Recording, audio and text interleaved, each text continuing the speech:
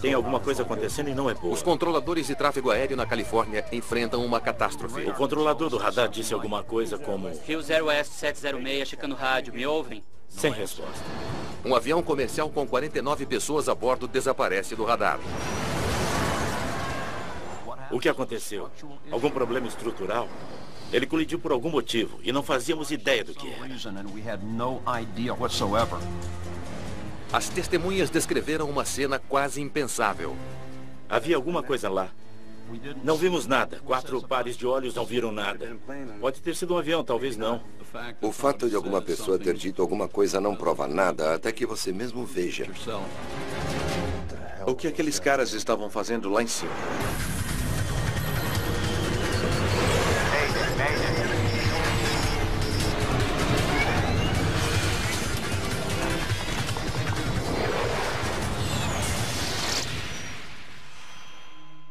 Esta é uma história real, baseada em documentos oficiais e depoimentos de testemunhas.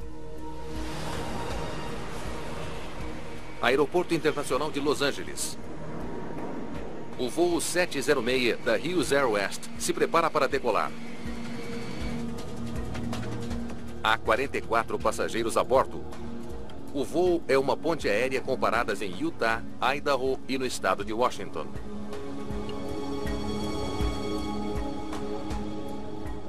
Sejam bem-vindos a bordo. Vamos decolar a qualquer minuto. O capitão Theodore Nicolai está no comando hoje. O capitão Nicolai já voou pela Força Aérea. Era experiente. Qualquer um se sentia confortável voando com ele. Você tinha certeza que ele sabia o que estava fazendo.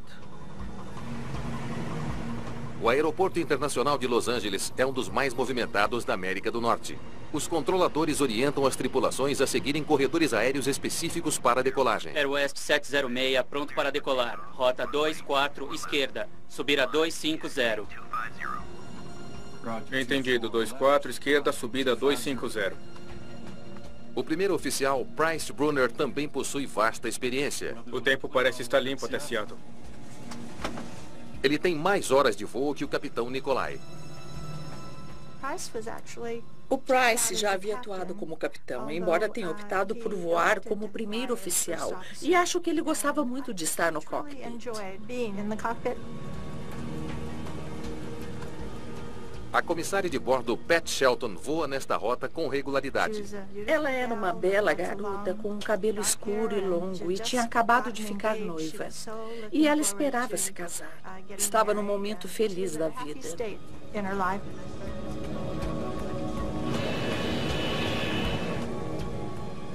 A pista está livre.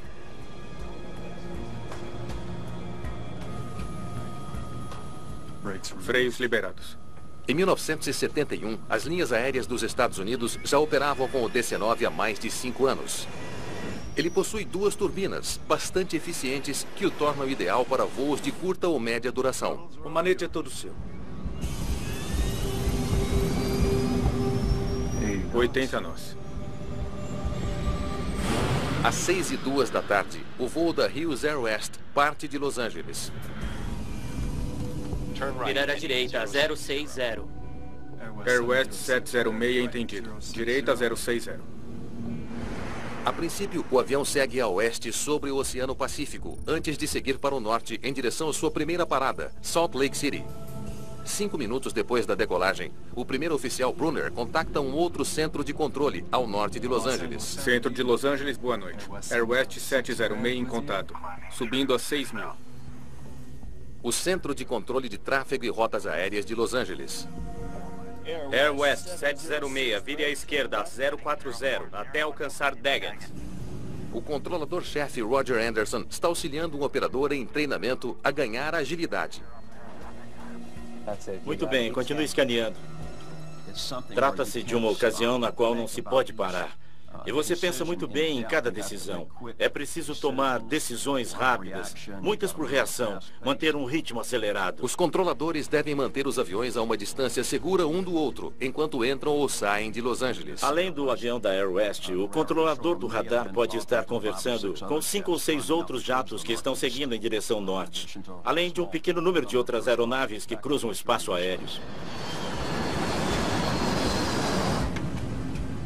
Entendido. 040 em direção a Daggett.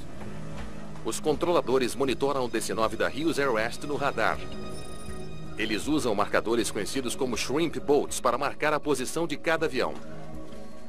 Shrimp Boats. Isso foi antes da automação. Eram pequenos marcadores de plástico com uma ponta. Escrevíamos neles com um marcador de cera. Eles continham informações básicas como o número de chamada da aeronave, às vezes a altitude permitida, o máximo de informações que dava para escrever com lápis num marcador de plástico. O som de um transmissor de emergência alerta os controladores que um avião nesta área pode estar com problemas. Eles precisam de mais informações para entender o que está acontecendo. Frequentemente, naquela época, as pessoas acionavam esse transmissor por acidente. Raramente era uma situação real. Então, não costumávamos dar muita atenção a isso. Neste momento, olhamos para trás e o marcador do Air West 706 era o que estava faltando. O controlador do radar disse alguma coisa. Hughes Air West 706, verifique seu transponder. Contato do radar perdido. Sem resposta. Air West 706. Checando o rádio, vocês me ouvem? Sem resposta. Isso já está ficando ruim. Perdemos o alvo. E estamos sem qualquer comunicação com a aeronave.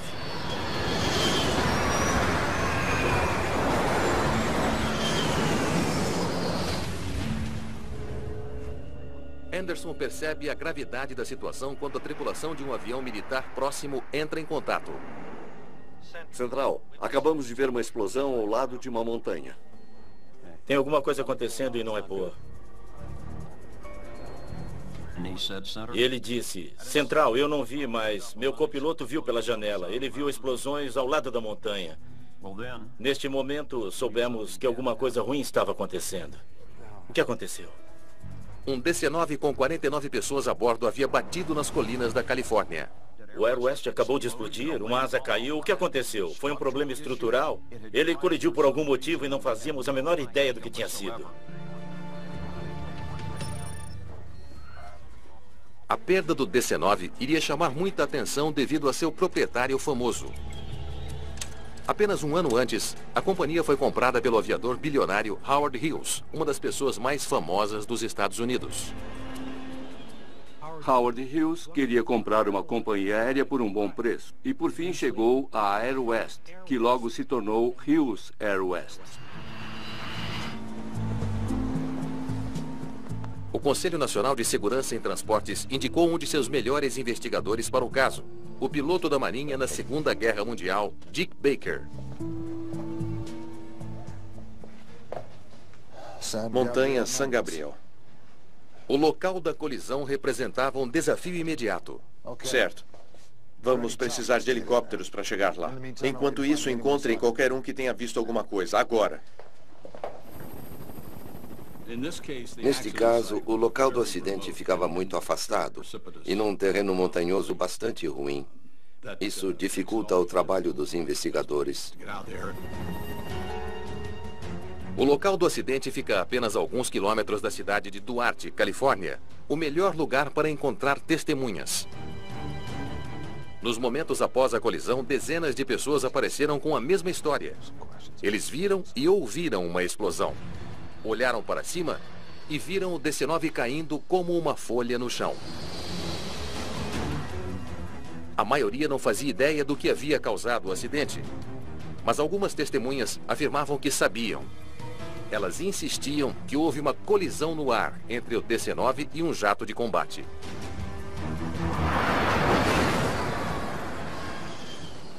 Os depoimentos das testemunhas podiam ser muito diferentes, mas a maioria foi muito precisa quanto ao fato de que houve uma colisão em pleno voo. Os investigadores precisam descobrir de onde esse segundo jato teria vindo. Com a guerra americana no Vietnã se intensificando, as bases aéreas militares na costa oeste estavam bastante ativas. Há várias apenas no sul da Califórnia. Nos anos 70, havia muito treinamento militar acontecendo no sul da Califórnia, porque lá os céus eram limpos e havia muitos desertos onde podiam treinar. Certo, obrigado. Até logo. Baker logo consegue a informação que precisava. Um jato desaparecido em El Toro.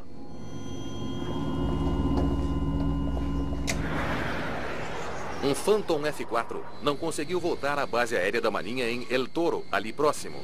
É o caça militar mais avançado. Esse jato de 2 lugares é capaz de atingir 2 vezes a velocidade do som e fazer qualquer tipo de manobra nos céus. Era simplesmente a melhor aeronave no país. Tinha capacidade para mísseis com radar, então era possível atirar além do seu alcance de visão. Tinha velocidade maior que a de um Match.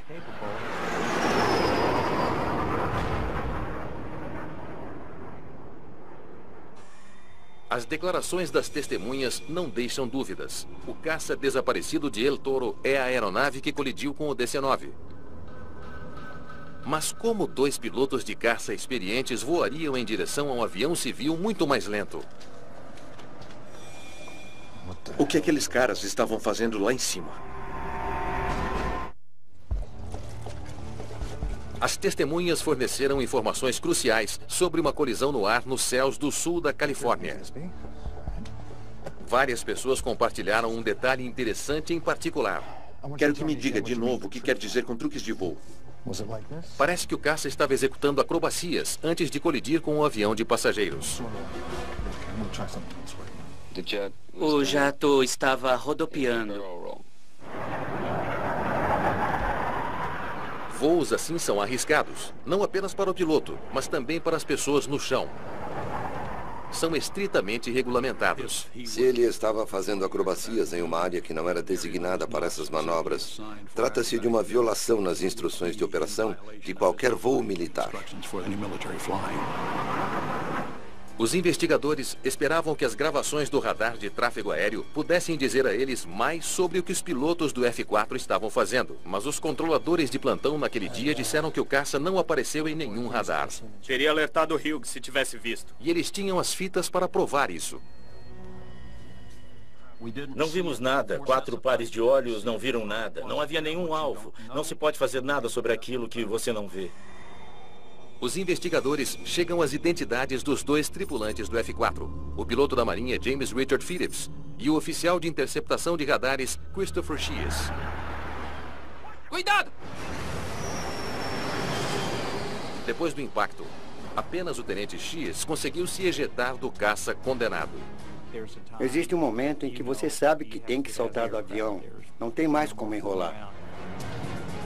Os investigadores estão ansiosos para descobrir o que Shears sabe, mas primeiro os médicos devem fazer uma avaliação nele. Acho que o outro tripulante que não sobreviveu se sentiria horrível por você ter sobrevivido. Trata-se de uma coisa que você conseguiu e o outro, sentado a apenas alguns centímetros de você, não.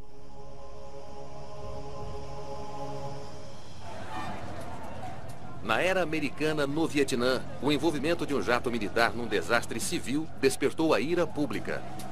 Isso aconteceu em uma era na história americana onde os militares não eram a organização mais popular do mundo. E isso criou uma tensão maior na investigação. Os fuzileiros enviaram seu próprio representante para ajudar nas investigações. O tenente-coronel Jack Zike. Acho que vamos trabalhar juntos nisso. Ele iria trabalhar com a NTSB para descobrir como os 2 aviões colidiram. Eram bons fuzileiros. Duvido que faziam acrobacias. Bom, é o que vamos descobrir. Os destroços poderiam oferecer algumas pistas sobre o que aconteceu, mas recuperá-los de um lugar tão afastado, nas montanhas de San Gabriel, levaria tempo.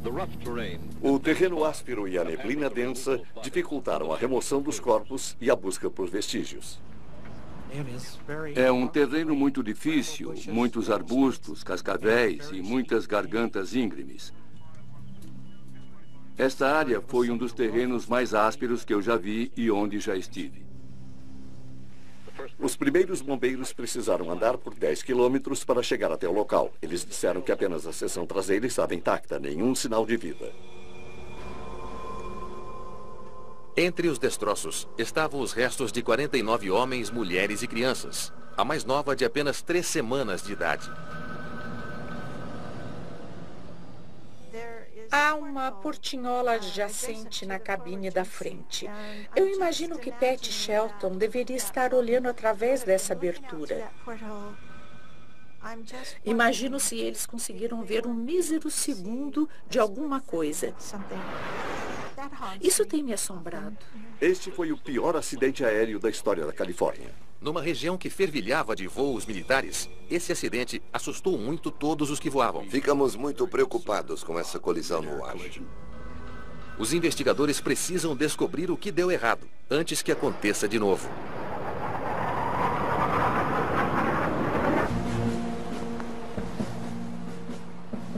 Um dia após a colisão, eles tiveram a oportunidade de falar com o único sobrevivente do acidente. Obrigado, Johnny. Deixem ele entrar. Estavam ansiosos para pedir que ele explicasse as tais manobras que as testemunhas viram. Existe uma urgência tremenda para falar com qualquer sobrevivente de um acidente, para chegar a ele o mais rápido possível, porque eles tendem a criar novas histórias. E você não tem acesso a uma descrição sem filtros. Sente-se, tenente. Nós não mordemos. O que você estava fazendo? Quem? O que? Quando? Onde? Por quê? O tenente Christopher Sheas tinha apenas 24 anos de idade. Ele insiste que ele e o outro piloto não faziam acrobacias. Garante que a colisão não foi culpa deles. O DC-9 nos atingiu. Assim. O nariz dele na nossa cauda. Espere, vá com calma. Conte-me exatamente o que aconteceu. No dia do acidente, Sheas estava voando no assento traseiro do F-4, a posição comum para o oficial de interceptação de radar, ou RIO. Entendido, Rick. Suba a 15 mil. O primeiro-tenente Rick Phillips, de 27 anos, estava no banco da frente, pilotando o jato. A dupla já havia sobrevoado 4 estados. A missão deles agora era levar o F-4 de volta à sua base, em El Toro, Califórnia. Subimos a 15 mil pés. Aqui. E fizemos a volta para um reconhecimento. Uma volta completa? Sim, senhor. 360 graus. Sheas afirma que eles executaram uma volta de 360 graus no próprio eixo. Queriam checar se havia outros aviões acima ou abaixo do jato deles. O Phantom F-4 tinha uma boa visibilidade por baixo do bico e quando você quisesse olhar para qualquer lugar, só levaria um segundo para virar. Então, como naquela área você não tinha uma boa visibilidade, a visão melhoraria instantaneamente. Depois da volta, Sheas usou o seu radar para escanear o solo abaixo, parte de seu treinamento de combate. É um exercício excelente, tanto à noite quanto num clima como aquele, pois você podia voar e usar o radar para saber onde você estava acima do solo. Bastava só olhar para o radar fazendo o mapeamento de solo que o tripulante da frente seria o primeiro a ver, pois ele sabia que os olhos do seu colega estavam no radar ao invés de olhar se havia outra aeronave se aproximando diretamente.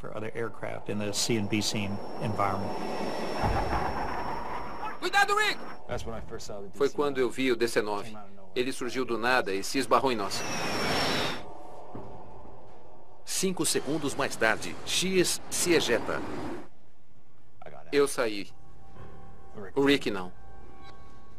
Uma das primeiras coisas que o responsável pelo radar que sobreviveu disse foi que o DC-9 os atingiu. Assim ficava a pergunta: será que o DC-9 atingiu o F-4?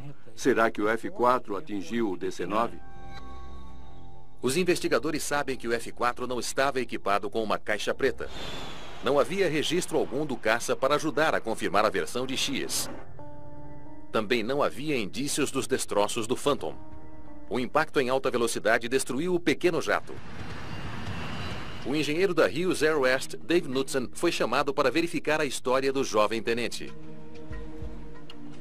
Não é como um acidente no chão, onde geralmente fala aquele que chega ao local primeiro.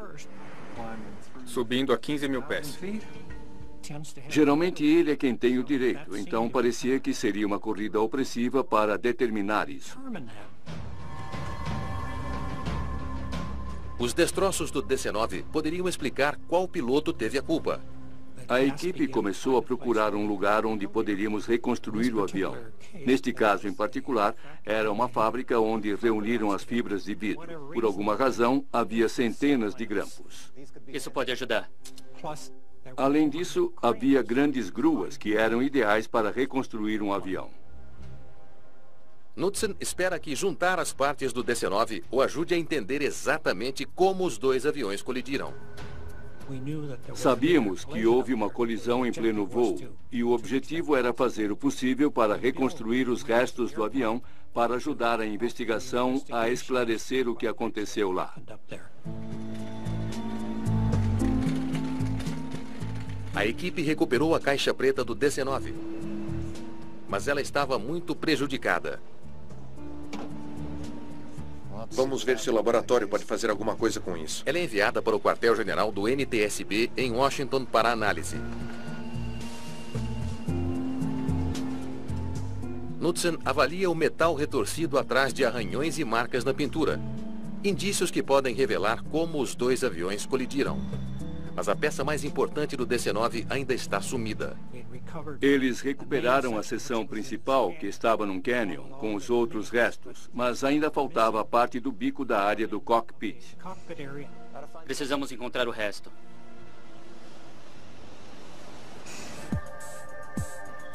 Em Washington, o laboratório também tem feito sucesso. O registro de voz do cockpit do DC-9 está completamente destruído, mas o registro de dados do voo sobreviveu ao acidente. O registro de dados, nesse caso, nos deu informações muito boas.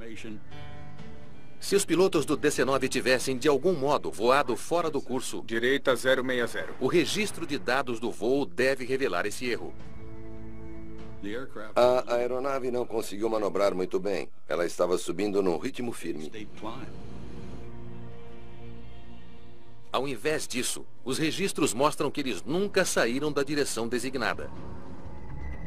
10 dias após o acidente, as buscas finalmente encontram o bico do DC-9, a cerca de 1 quilômetro da fuselagem. É uma descoberta crucial para Knudsen. Depois de termos começado a reconstruir o avião, surgiram algumas questões sobre o ângulo no qual os aviões iam quando colidiram. Assim, uma das minhas tarefas como engenheiro era juntar as várias peças do avião e determinar qual era o ângulo de ataque, por assim dizer. Bingo. Só há um meio de explicar o tamanho e o ângulo do corte feito no cockpit. Parece que o estabilizador cortou o avião em dois. Assim que o avião ficou pronto, era só se afastar um pouco que você via onde o estabilizador vertical do caça foi parar, embaixo do assento do piloto, e dividiu o bico. Então se colidiram assim. O F-4 conseguiu penetrar no DC-9 pelo lado esquerdo, a alguns centímetros do bico. Então, francamente, o F-4 bateu no DC-9 mais do que o DC-9 atingiu o F-4. Agora sabemos quem bateu em quem. As marcas indicam que o F-4 tentou evitar o DC-9. Cuidado, Rick! No último segundo. O bico do avião foi cortado. E todos os controles do avião foram perdidos. Como algumas das pessoas em solo disseram, foi como uma folha caindo até atingir o chão.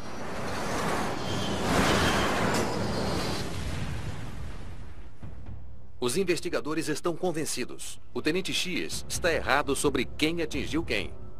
E o mais estranho é que essa não é a única parte de sua história que não bate. Ele disse que atingiram 15 mil pés aqui.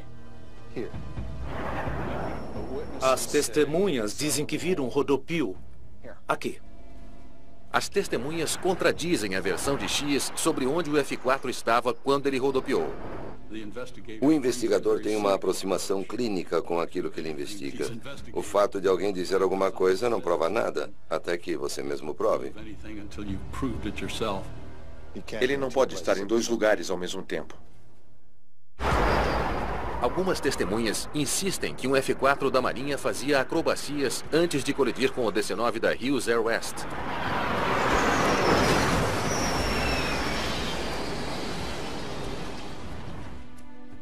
Tudo bem. Foi assim? Não. Certo. Que tal assim?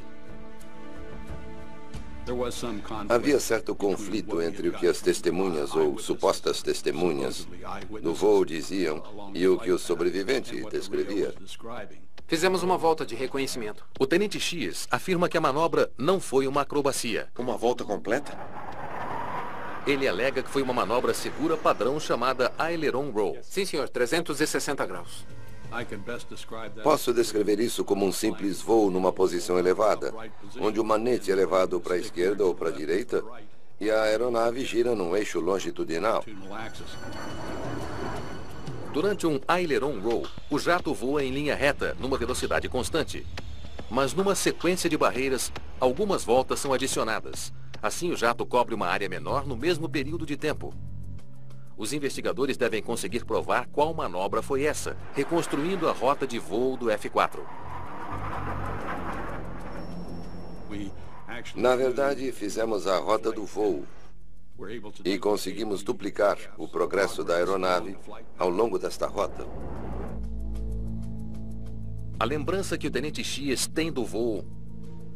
E o X diz que estavam aqui 2 minutos antes da colisão. É combinada com as alegações das testemunhas. Uma testemunha que olhou para o relógio disse que viu o avião aqui, 1 minuto antes do acidente. Parece muito óbvio para mim. Do chão teria sido fácil confundir uma manobra com a outra. Não havia indícios de que ele era o que se pode chamar de irresponsável ou indisciplinado em suas atividades. Tenho certeza de que estavam mais interessados em chegar em casa do que em, cara, tem um avião e 1 hora para enrolar, então olha só isto. Ou alguma coisa dessa natureza. Mas uma coisa ainda não bate. O F-4 é uma aeronave extremamente ligeira, podendo fazer uma curva fechada muito melhor do que qualquer avião comercial. A velocidade mínima do F-4 naquela região era de pelo menos 300 nós. Isso que deixaria apto a, no mínimo, fazer uma volta inicial de 5G se outro avião aparecesse na sua frente. Se o F-4 não fazia acrobacias, por que ele não conseguiu evitar o DC-9 muito maior e mais lento em seu caminho? Os investigadores estudam o básico, o clima. Era o que eu poderia classificar como um dia típico no sul da Califórnia. Não havia obstruções à visibilidade.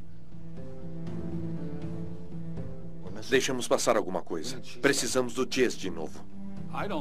Não acredito que as descrições iniciais do piloto quanto à rota de voo e o que havia acontecido estivessem erradas devido a uma ação deliberada por parte dele. Acho que ele estava em estado de choque por conta do que havia passado.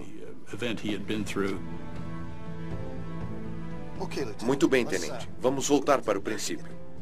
O que fez antes do voo? Antes do voo, estávamos na base de Fallon, preparando o F-4. Na tarde de 6 de junho, o jovem oficial está a 600 quilômetros de Los Angeles, em uma base aérea em Nevada. O Phantom F-4 dele faz parte de um grupo de caças que treinava interceptações aéreas no oeste dos Estados Unidos. Eles se deslocavam da estação aeronaval de Fallon até Nevada, de volta à base da Marinha de El Toro, no sul de Los Angeles, relativamente próximo ao aeroporto. Era só resolver um problema no oxigênio e estaríamos prontos para ir. Problema no oxigênio? Os investigadores descobriram que o sistema de oxigênio para altitudes elevadas estava com problemas. Então não tem como consertar na base? Os mecânicos de Nevada não conseguiram consertar. Tenente X, senhor. Sim, senhor. Pode deixar. Ainda querem que a gente volte para El Toro. Para evitar usar o sistema de oxigênio defeituoso, mantenha um ritmo sutil e lento. Eles foram orientados a voar numa baixa altitude. E foi o que fizemos. Às 5h15 da tarde, o F-4 decola. O piloto Rick Phillips voa mais baixo que de costume. Se não fosse pelo problema no oxigênio, ele poderia ter voado bem mais alto, bem longe dos aviões comerciais que deixavam Los Angeles. Por volta das 6 da tarde, o piloto precisa subir para evitar as montanhas à sua frente e ficar acima de uma camada de neblina. Entendido, Rick. Suba a 15 mil. A tripulação do F4 subiu de, creio eu, cerca de 1.500 para 15 mil pés. É possível subir de 10 para 15 mil pés em 1 minuto facilmente em um Phantom. Baker se pergunta se esse rápido aumento de altitude pode ter provocado uma condição perigosa conhecida como hipoxia. A hipoxia diminui a sua acuidade visual. É uma privação de oxigênio no cérebro. Diminui seus reflexos e isso não é bom numa aeronave tática de alta velocidade. Os investigadores da Marinha... Esse sistema é para as máscaras. ...estão familiarizados com o design do F4. Este aqui é para a pressão na cabine. Eles sabem que o problema com o sistema de oxigênio só poderia ter afetado as máscaras. E elas só são necessárias em altitudes bem elevadas.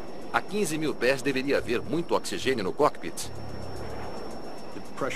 O sistema de pressurização da aeronave teria suportado bem a altitude da cabine abaixo dos 10 mil pés. Assim, não havia necessidade de oxigênio do ponto da fisiologia.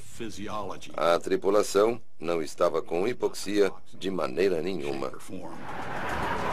A causa da colisão permanece um mistério. Existe um conceito básico em aviação chamado ver e evitar.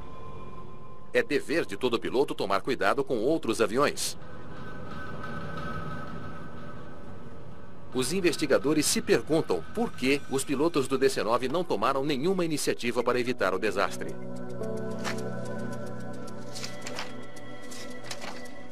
Nada aqui. Encontrou alguma coisa? Os investigadores descobriram que pilotos comerciais não passam por tanto treinamento quanto seus colegas militares, quando o assunto é escaneamento visual. Ligue o piloto automático. Não houve treinamento formal na Air West no tocante ao ver e evitar. A tripulação pode ter tido um treinamento residual em experiências militares passadas, mas a Hughes Air West não tinha um programa específico. Pena que vai perder o jogo dos Dodgers hoje. Neste ano, eles vão para as finais de qualquer jeito. Não se os Giants continuarem assim. Não acho que a média das tripulações das linhas aéreas saiba da importância que o escaneamento externo tinha ou deveria ter. Estudos mostravam que os pilotos gastavam menos 50% do tempo olhando para fora, e às vezes menos de 20%. Os investigadores concluíram que os pilotos da Hughes Air West podem não ter tido treinamento suficiente para escanear apropriadamente. E foi por isso que falharam ao avistar o F4. Nem todos estão convencidos. Muitos de seus colegas se recordam do capitão Nikolai como um piloto excepcionalmente vigilante. O capitão Nikolai era aquele tipo de piloto que acho que tinha um instinto para voar. Numa certa ocasião, quase tivemos um erro e o avião quase mergulhou. E me recordo dele explicando para o primeiro oficial como era importante manter os olhos lá fora. Isso porque qualquer coisa poderia acontecer. Se o capitão Nikolai estava de olho nos aviões em seu caminho, por que ele não viu o F4 se aproximando? O F4 está se aproximando a 420 nós do norte, em direção a leste. O DC-9 vem vindo a 320 nós do sudoeste. Certo, 040 direto para Daggett. Qual a razão de aproximação? Eu consegui calcular. A velocidade de aproximação desses dois aviões era de cerca de 1000 pés por segundo. Se você parar para pensar, uma boa comparação seria a velocidade de uma arma calibre .45.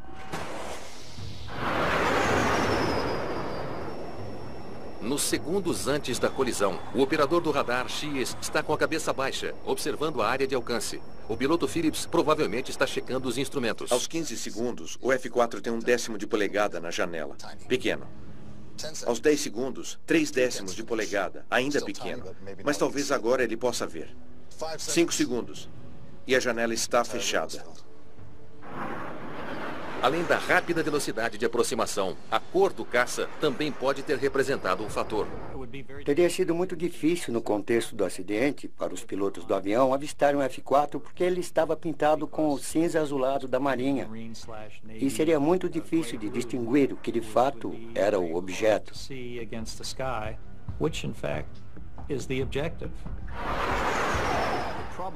A probabilidade dessas duas aeronaves mudarem de direção e se evitarem era praticamente nula. Os investigadores suspeitam que o design do cockpit do DC-9 com sua janela ampla pode ter feito da visibilidade um problema ainda maior. Não dá para ver nada aqui. Nem aqui. O F-4 teria sido escondido, nem aqui, pelas hastes da janela, completamente obstruído, por cerca de 25 segundos. Era virtualmente impossível para a tripulação do DC-9 ter detectado o F-4 se aproximando. Mais um dia nebuloso. Cuidado!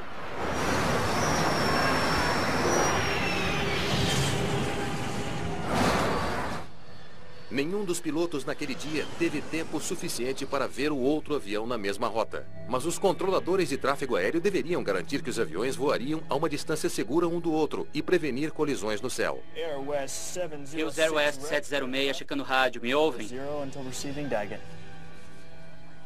Mas eles também não viram o F-4. Por que o F-4, a aeronave da Marinha, não apareceu no radar? O fato de que o DC-9 estava sob o controle do radar naquele momento levantou muitas questões sobre o porquê não foi dado um aviso ou um alerta de tráfego ao DC-9, que era a principal responsabilidade dos controladores de tráfego aéreo.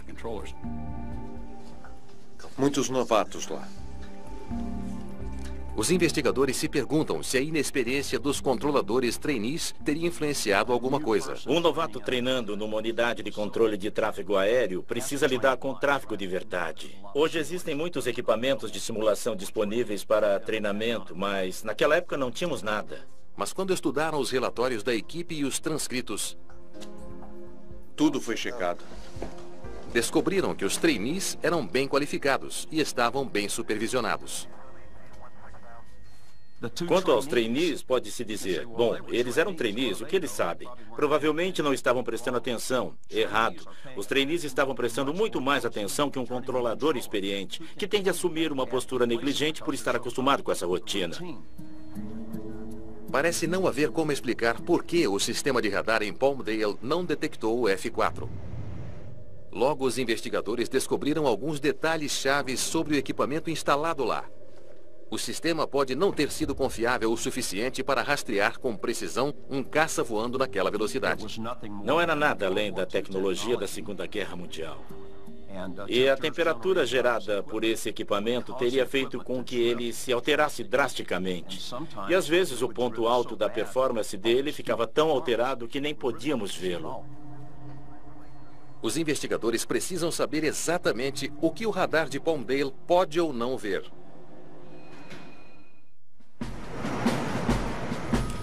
Os investigadores fazem um teste no radar.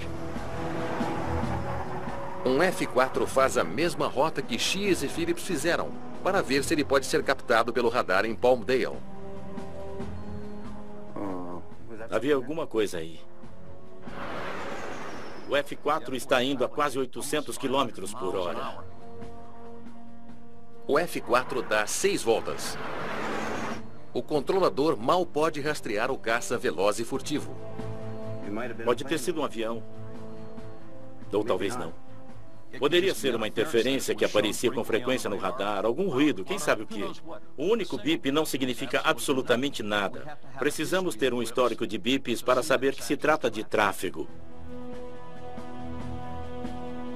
Eles concluem que teria sido quase impossível detectar o F-4 da Marinha quando ele cruzou o céu. Ele está sozinho.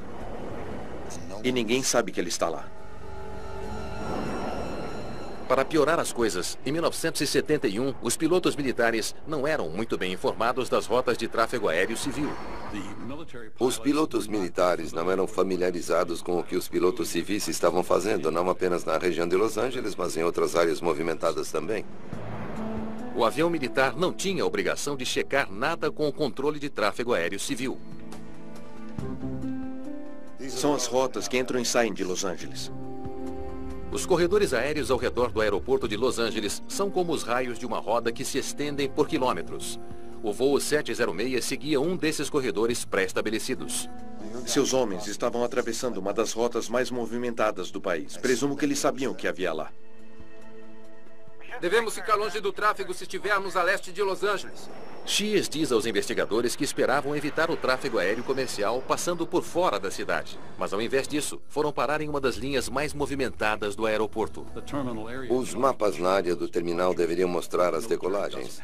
Mas o militar não dispunha disso, pois não operava fora do aeroporto internacional de Los Angeles.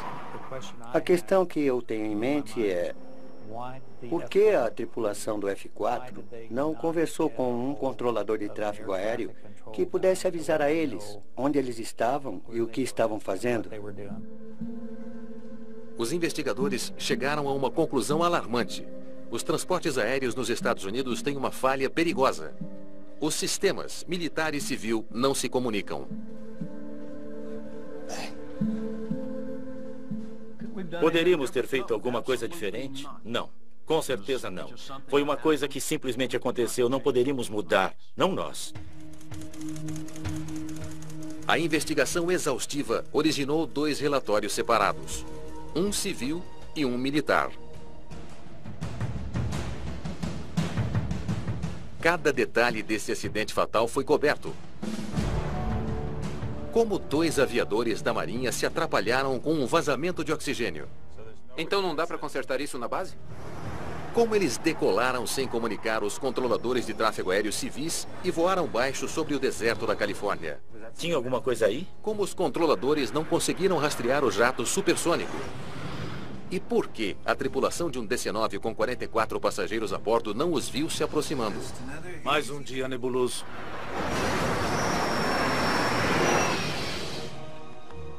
Os relatórios levaram a mudanças importantes nas regras que regiam a aviação.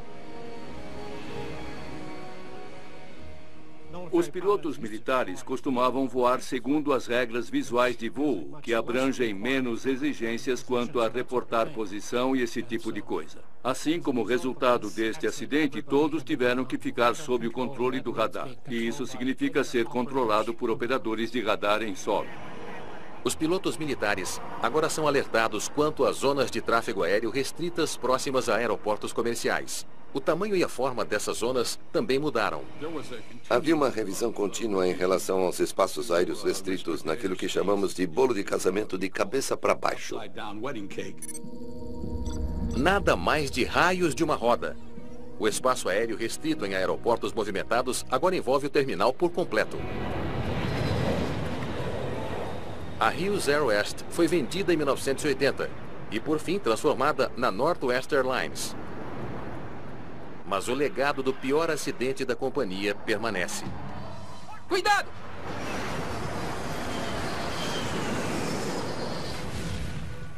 As lições aprendidas no acidente ajudaram a forçar mudanças no controle de tráfego aéreo, que deixaram os passageiros mais seguros hoje em dia. Foi tão triste que 50 pessoas morreram naquela tarde. Foi tão ruim. Mas neste último ano, nos Estados Unidos, 35 mil foram mortos no trânsito. Então o sistema é extremamente seguro. Os procedimentos que usamos e a tecnologia que temos funcionam muito bem.